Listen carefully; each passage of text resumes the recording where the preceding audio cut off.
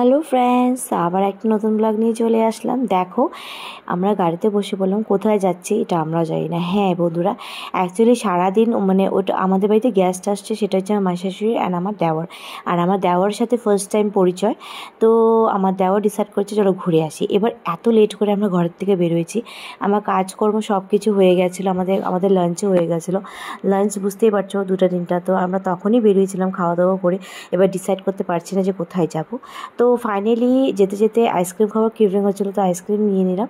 Ice cream খেতে খেতে মানে জাস্ট ডিসাইড করলাম যে আমরা রংটং রংটংয়ে যাবো, একটা জায়গার নাম, সেটা হচ্ছে পাহাড় এলাকা।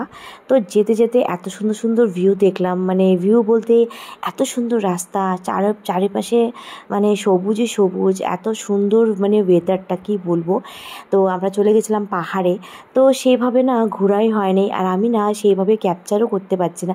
আমার মোবাইলটা সেদিন অনেক প্রবলেম দিচ্ছিল, কিছুদিন ধরে না আমি ভালো করে ভিডিওই করছি না, কি জানি কি হয়েছে। যাই হোক, তো যতটুকু পেরেছি ততটুকুই ক্যাপচার করেছি। এখানে আমার ছেলে বিস্কিট খাচ্ছিলো, তো আমার কুত্তাকেও খেতে দিচ্ছিলো, ডগিকেও খেতে দিচ্ছিলো।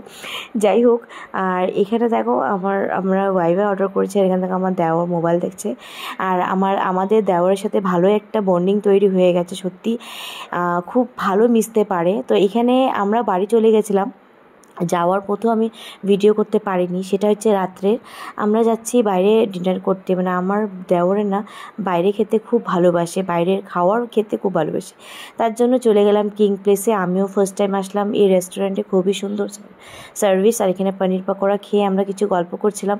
ডিনারটাও আমি ভালো করে ক্যাপচার করতে পারিনি, তখন মোবাইলে ফোন আসছিলো, খুব ডিস্টার্ব দিচ্ছিলো, মোবাইলটা হ্যাং হচ্ছিলো। যাই হোক, যতটুকু পেয়েছি ততটুকু ক্যাপচার করেছি, চলে যাচ্ছি বাড়ি। ভালো লাগলে অবশ্যই লাইক শেয়ার কমেন্টস।